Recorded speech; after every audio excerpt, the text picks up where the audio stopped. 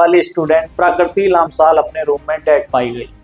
और इसी के बाद से कॉलेज का माहौल इस कदर बदला जो वहां के नेपाली स्टूडेंट ने कभी सोचा नहीं था। प्रकृति की मौत की खबर जैसे ही चारों तरफ फैलने लगी, अथॉरिटीज ने लड़कियों को हॉस्टल में लॉक कर बाहर जाने से रोक दिया। सभी स्टूडेंट का खून खौल उठा क्योंकि यह खबर सामने आई कि प्रकृति की मौत का जिम्मेदार उन्हीं के कॉलेज में पढ़ रहा 3rd ईयर का मैकेनिकल स्टूडेंट आद्विक श्रीवास्तव है। प्रकृति की कंप्लेन पर भी एक्यूज के पेरेंट्स को इंफॉर्मेशन से भागने की फिराक में है और इस इंफॉर्मेशन के बेसिस पर पुलिस की एक टीम आद्विक को एयरपोर्ट से अरेस्ट कर लेती है। मौजूद फीमेल स्टूडेंट जो इस पूरी घटना की आई विटनेस थी, उन्होंने बताया कि जिस स्टेट में प्रकृति की बॉडी पाई गई उससे एक हद तक यह जाहिर होता है कि यह प्री प्लान मर्डर है जिसे कॉलेज एडमिनिस्ट्रेशन दबाने की कोशिश कर रहा है। इसकी 2 मिनट 33 सेकंड की कॉल रिकॉर्डिंग सामने आई है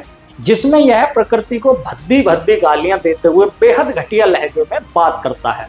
यह ऑडियो भी लीक हुआ है जिसमें यह साफ होता है कि प्रकृति इसके साथ कितने टॉक्सिक और एब्यूसिव रिलेशनशिप में थी। हालात और बिगड़ने वाले थे क्योंकि सच छिपाने के लिए कॉलेज एडमिनिस्ट्रेशन जो खेल रच रहा था वहां के स्टूडेंट्स को साफ नजर आने लगा। इसी वजह से उन्होंने इन्वेस्टिगेशन में सच और ट्रांसपेरेंसी की डिमांड रखनी शुरू की, जिसके चलते उसी दिन शाम को वाइस चांसलर ने स्टूडेंट्स को ऑडिटोरियम में बुलाकर उन्हें समझाने की कोशिश की। इतना ही नहीं, ना कॉलेज स्टाफ ने इमीडिएट पुलिस को इन्फॉर्म किया और ना ही प्रकृति की फैमिली को।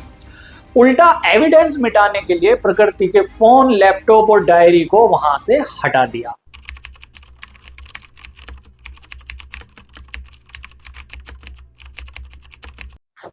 चौदह फरवरी 2025 शाम 6 बजे उड़ीसा की KIIT यूनिवर्सिटी में एनुअल फेस्ट शुरू हुआ। 3 दिन चलने वाले इस फेस्ट में जहां एक तरफ बड़े बड़े सितारे KIIT के कैंपस में परफॉर्म कर रहे थे और सारे स्टूडेंट उसी माहौल में डूबे थे, वहीं 16 फरवरी 2025 को दोपहर 3 बजे कॉलेज गर्ल्स हॉस्टल QCF में रहने वाली नेपाली स्टूडेंट प्रकृति लामसाल अपने रूम में डेड पाई गई।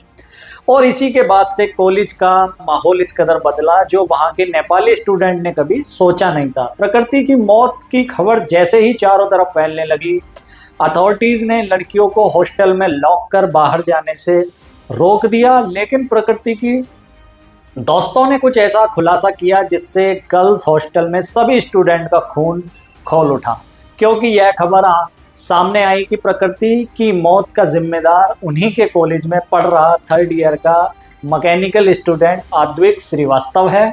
आद्विक और प्रकृति काफी वक्त से रिलेशनशिप में थे, लेकिन पिछले साल 2024 की नवरात्रि में दोनों अलग हो गए थे, जो प्रकृति को भेजे गए इस मेल से कंफर्म होता है। उन दोनों के बीच ब्रेकअप कई महीनों पहले हो चुका था, लेकिन प्रकृति ने 4 हफ्ते पहले ही IR ऑफिस में आद्विक के अगेंस्ट हरेसमेंट की कंप्लेंट फाइल की थी। IRO यानी इंटरनेशनल रिलेशंस ऑफिस, जो इंटरनेशनल स्टूडेंट्स के लिए फर्स्ट पॉइंट ऑफ कांटेक्ट होता है, जहां वे किसी भी तरह की प्रॉब्लम को उनके सामने रख सकते हैं।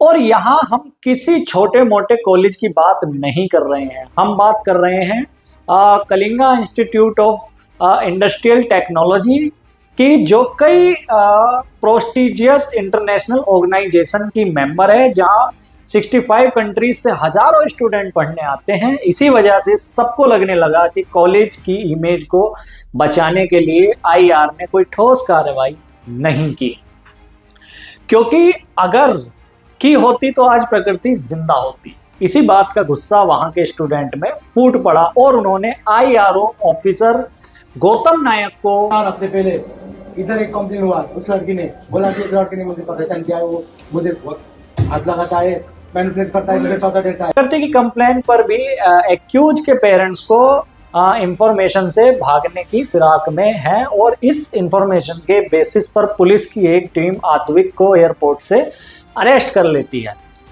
गौर करने वाली बात यह है कि आद्विक के पास मिले बोर्डिंग पास में जो बुकिंग टाइम मेंशन है वह 16 फरवरी की दोपहर 1:47 की है, यानी प्रकृति की लाश मिलने से लगभग 1.25 घंटे पहले की।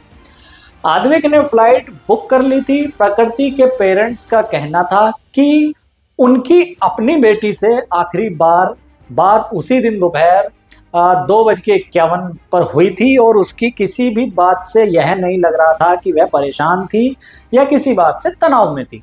वहां मौजूद फीमेल स्टूडेंट जो इस पूरी घटना की आई विटनेस थी, उन्होंने बताया कि जिस स्टेट में प्रकृति की बॉडी पाई गई उससे एक हद तक यह जाहिर होता है कि यह प्री प्लान मर्डर है जिसे कॉलेज एडमिनिस्ट्रेशन दबाने की कोशिश कर रहा है, क्योंकि लखनऊ का रहने वाला आद्विक श्रीवास्तव एक रिच और स्ट्रॉन्ग पॉलिटिकल बैकग्राउंड की फैमिली से बिलोंग करता है।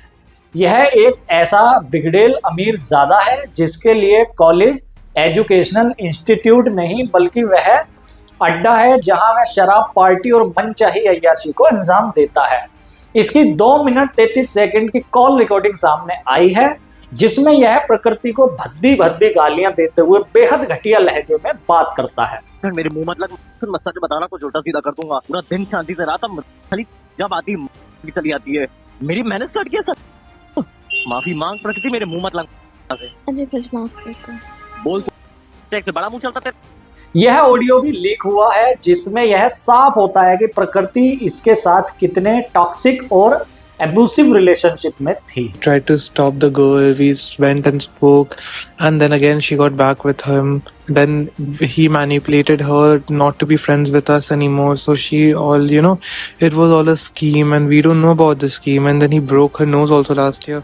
We tried to complain, we went everywhere, but nothing happened. And I was friends with the girl also. तो पुलिस ने बॉडी को पोस्टमार्टम के लिए भेज आद्विक को अरेस्ट भी कर लिया था, लेकिन इसके बावजूद हालात और बिगड़ने वाले थे क्योंकि सच छिपाने के लिए कॉलेज एडमिनिस्ट्रेशन जो खेल रच रहा था वहां के स्टूडेंट्स को साफ नजर आने लगा था और इसी वजह से उन्होंने इन्वेस्टिगेशन में सच और ट्रांसपेरेंसी की डिमांड रखनी शुरू की, जिसके चलते उसी दिन शाम को वाइस चांसलर ने स्टूडेंट्स को ऑडिटोरियम में बुलाकर उन्हें समझाने की कोशिश की। जो भी इंसिडेंट्स से रिलेटेड जो भी एविडेंस होंगे, चाहे रूम का कोई चीजें होंगी, चाहे वो किसी भी तरह का डिजिटल डिवाइस है या किसी भी तरह का कोई पेपर वर्क है या कोई भी चीजें है, वो उसी तरह से हम लोग हैंडओवर करेंगे और ये सभी लोग का दायित्व है।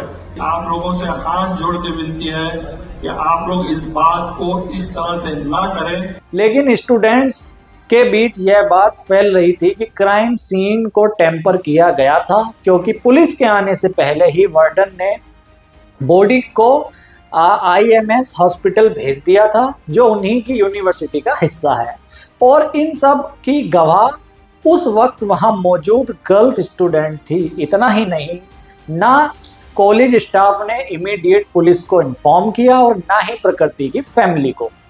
उल्टा एविडेंस मिटाने के लिए प्रकृति के फोन, लैपटॉप और डायरी को वहां से हटा दिया गया। इसलिए जब पुलिस वहां पहुंची तो स्टूडेंट्स ने वहां पुलिस से क्राइम सीन को खोलकर उन्हें प्रकृति के लैपटॉप, फोन और डायरी दिखाने की मांग की। उनकी यह डिमांड इसलिए थी क्योंकि गर्ल्स हॉस्टल के वार्डन ने हॉस्टल की लड़कियों के सामने पुलिस से यह कहा था कि रूम में कोई फोन नहीं है।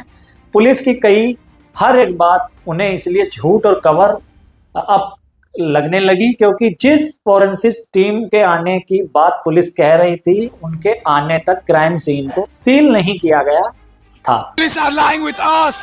They are changing every lines. They are changing every statements. Please help us Indians. अर्जी करार की तरह यह मामला भी दबा दिया जाएगा क्योंकि यहाँ पर भी वही पैटर्न साफ नजर आ रहा था। इसलिए प्रकृति को इंसाफ दिलाने के लिए स्टूडेंट्स ने प्रोटेस्ट करना शुरू कर दिया। जब प्रोटेस्ट पूरी रात चलता रहा तो स्टूडेंट्स को शांत करने के लिए कॉलेज के फाउंडर अच्युतानंद समंता को खुद आना पड़ा। जाओ बच्चे लोग, आराम से जाओ, ऐसे मत करो। चलो, वो रिक्वेस्ट तो कर रहे थे लेकिन जिस इंसाफ के लिए स्टूडेंट इकट्ठा हुए थे वह उसे बिना लिए वापस नहीं जाना चाहते थे। इसी बीच भीड़ भाड़ के बढ़ने और धक्का मुक्की के चलते फाउंडर जमीन पर गिर पड़े। धक्का भीड़ भाड़ का था या फिर इंटेंशनल यह तो क्लियर नहीं है, लेकिन इस बात का फायदा एडमिनिस्ट्रेशन और फैकल्टी ने पूरी तरह उठाया और सिचुएशन को और भी ज्यादा बदतर कर दिया। पर से आईटी के स्टाफ ने यह अफवाह उड़ा दी कि नेपाली स्टूडेंट्स ने फाउंडर के साथ मारपीट की है, जिसके बाद सिचुएशन काफी एग्रेसिव हो गई। जहां एक तरफ कॉलेज की सिक्योरिटी ने प्रोटेस्ट कर रहे सभी मेल स्टूडेंट्स को बुरी तरह से पीटना शुरू कर दिया, वहीं गर्ल्स हॉस्टल में फीमेल फैकल्टी ने नेपाली गर्ल्स स्टूडेंट को धमकाना शुरू कर दिया। सामान जल्दी पैक करो, तो पुलिस आके पैक करेगा। सामान पैक करो, यहाँ कोई भी मुझे दिखाई नहीं देगा, पुलिस करेगा। जो भी यहाँ दिखाई देगा उसके आगे उसका डिसिप्लिनरी एक्शन लूंगी। सिर्फ धमकी पर ही नहीं रुकी, क्योंकि इसके बाद उनकी तरफ से आया यह बयान काफी शर्मनाक था। 10,000 बच्चों को आज भी खिला रहा है, पढ़ा रहा है, फ्री में बिठा के। तुम्हारे कंट्री का उतना बजट होगा, उतना बजट होगा। यह स्टेटमेंट देने वाली कॉलेज की एसोसिएट प्रोफेसर मंजूषा पांडे और girls hostel and student affair की जॉइंट डायरेक्टर जयंती नान थी। और जिस शख्स की वो बात कर रही हैं वह है कॉलेज की फाउंडर अच्युतानंद समंता, जो किस ऑर्गेनाइजेशन के थ्रू 40,000 गरीब बच्चों को खाना और एजुकेशन प्रोवाइड करते हैं। और इस कॉन्टेक्स्ट में इन दोनों ने नेपाली स्टूडेंट का ऐसा बेहुदा कमेंट पास किया था। यह सब 17 तारीख की सुबह 7 बजे शुरू हुआ। एक तरफ जहां स्टूडेंट्स को धमकाया और मारा जा रहा था, वहीं दूसरी तरफ कॉलेज अपने सोशल मीडिया हैंडल पर अपने फेस्ट के सक्सेस दिखा रहा था। इसके बाद सुबह 8 बजे कॉलेज नोटिस जारी कर सभी नेपाली स्टूडेंट्स को यूनिवर्सिटी कैंपस खाली करने का ऑर्डर देता है, जिसके चलते 3 इंटरनेशनल हॉस्टल में वार्डन और डीन दाखिल होते हैं, जिनके साथ कॉलेज सिक्योरिटी, बाहर से बुलाए गए गुंडे और जिम ट्रेनर तक शामिल थे। वार्डन के पास उन सभी रूम नंबर्स की लिस्ट थी जहां नेपाली स्टूडेंट्स रहते थे, और उन्हीं कमरों में जबरदस्ती घुसकर सभी नेपाली स्टूडेंट्स को बेरहमी से पीटना शुरू कर दिया। शॉकली इसमें प्रोफेसर भी पीछे नहीं रहे और बच्चों पर हाथ छोड़ने के बाद वो प्राउडली सेल्फी लेते तक दिखे गए। सभी नेपाली स्टूडेंट को अपना सामान पैक कर तुरंत यूनिवर्सिटी छोड़ देने की धमकी दी गई। बच्चों को इस कदर पीटा गया कि किसी के पेट में सूजन आ गई, किसी की बॉडी सुन्न पड़ गई और कई स्टूडेंट्स के प्राइवेट पार्ट्स में भी चोट लग गई। और यह सब होते हुए डीन और वार्डन शेमलेसली देख रहे थे। हॉस्टल के अंदर की गई मारपीट की वीडियो रिकॉर्डिंग करने वाले स्टूडेंट से वार्डन और सिक्योरिटी स्टाफ जबरदस्ती उनका फोन छीनकर फोटोज और वीडियोज डिलीट करवा रहे थे। यह पूरी घटना सिर्फ कही सुनी बातें नहीं थी, बल्कि वहां के स्टूडेंट्स ने खुद यह दहशत, यह दर्द झेला। यह सभी स्टूडेंट्स अपने आप को इस कदर बेबस महसूस कर रहे थे, क्योंकि जिस वार्डन स्टाफ से वह रोज सुबह मिलकर मुस्कुराते थे, आज वही उन्हें बेरहमी से मारने पर तुला हुआ है। किस्सा यहीं खत्म नहीं हुआ, क्योंकि इसके बाद उन्होंने लगभग 800 नेपाली स्टूडेंट को बस में भरकर कटक, भुवनेश्वर और अलग अलग जगहों पर भेज दिया, ताकि ये स्टूडेंट्स यूनाइट ना हो पाए। 17 तारीख को नेपाली स्टूडेंट्स अलग अलग जगहों पर हेल्पलेसली भटकते रहे। उनके पास खाना था, ना ही घर वापस जाने के लिए टिकट थे, ना कोई पैसे थे। स्टूडेंट तो नंगे पैर ही कॉलेज से भाग दिए। अपने देश से इतनी दूर आए हैं स्टूडेंट, जिनसे कॉलेज 25 लाख की फीस लेता है। आज उन्हें ये ऐसा दिख रहा है कि इन सब के बावजूद अपनी गलतियों को जिम्मेदारी लेने की बजाय कॉलेज अथॉरिटीज ने उनकी गलतियों पर पर्दा डालने के लिए फौरन यूटर्न ले लिया। जब यह खबर नेशनल इशू बना, नेपाली एम्बेसी तक पहुंच गई, जिसके चलते नेपाल के prime minister KP Sharma Oli ने पूरे मामले को इन्वेस्टिगेट करने के लिए 2 ऑफिसर्स तुरंत रवाना कर दिए। इसलिए यह दिखाने के लिए कि सिचुएशन कंट्रोल में है, कॉलेज अथॉरिटीज ने हिपोक्रेटिस कर दी। जिस कॉलेज ने 17 तारीख की सुबह नेपाली स्टूडेंट को हॉस्टल इवैक्यूएट करने का नोटिस दिया था, वही कॉलेज उसी दिन देर रात एक लेटर ऑफ अपील जारी करता है, जिसके अकॉर्डिंग ऐसा शो किया गया कि स्टूडेंट्स अपनी मर्जी से कॉलेज कैंपस छोड़कर गए हैं, ना कि उन्हें निकाला गया है।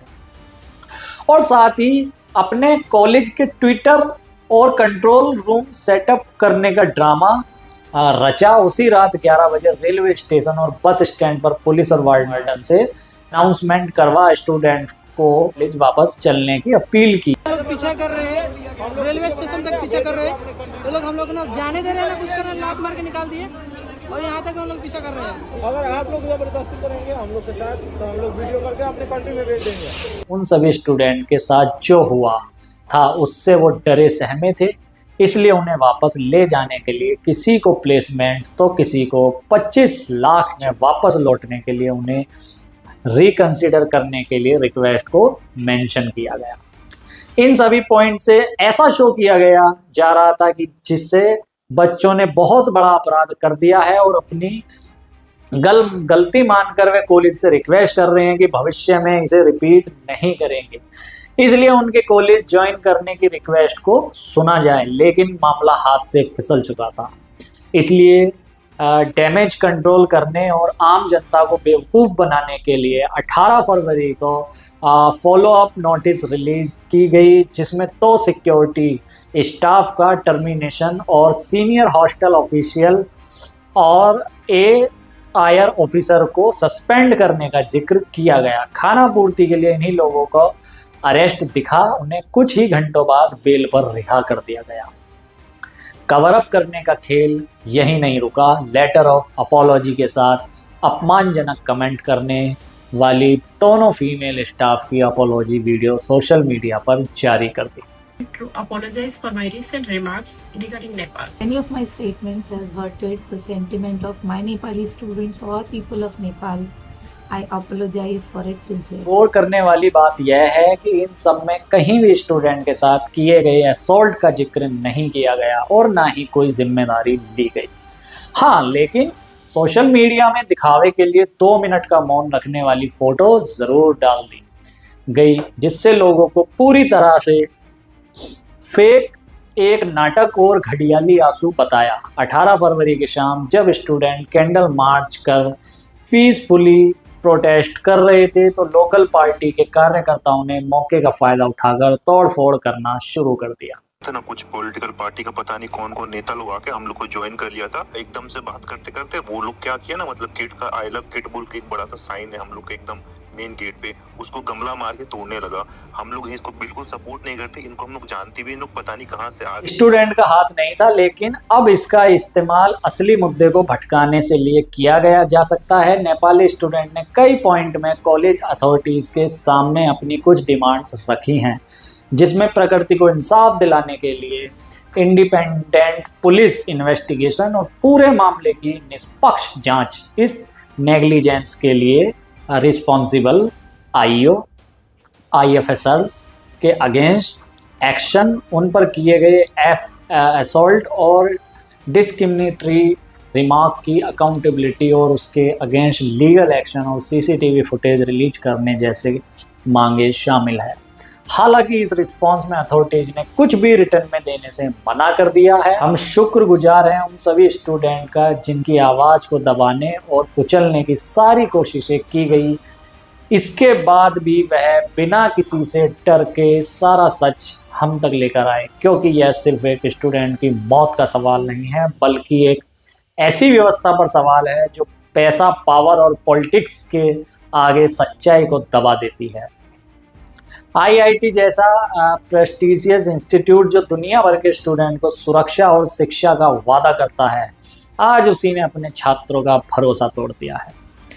KIIT जो इंटरनेशनल स्टूडेंट्स को अपना घर कहकर बुलाता था, क्या वह वही घर है जो अपने ही छात्रों को रात के अंधेरे में बिना पैसे, बिना खाना और बिना किसी आसारे के यूं ही सड़कों पर भटकने के लिए छोड़ देता है? जो कॉलेज उनका सेकंड होम होना चाहिए था, वही उनका सबसे बड़ा दुश्मन बन गया। कुछ स्टूडेंट्स अभी तक शौक में हैं, समझ नहीं पा रहे हैं जो हुआ वह सच था या कोई बुरा सपना। हम सच के सामने आने की उम्मीद तो करते हैं, पर डर है इस बात का भी कि हर कहानी की तरह इस मुद्दे से भी दुनिया आगे बढ़ जाएगी, न्यूज़ चैनल्स की हेडलाइंस बदल जाएगी और हर बार की तरह IIT इस बार भी अपने ऊपर लगे इस दाग को मिटा दे। मैं हिमांशु शर्मा इसी के साथ लेता हूं इजाज़त। धन्यवाद। Thank you.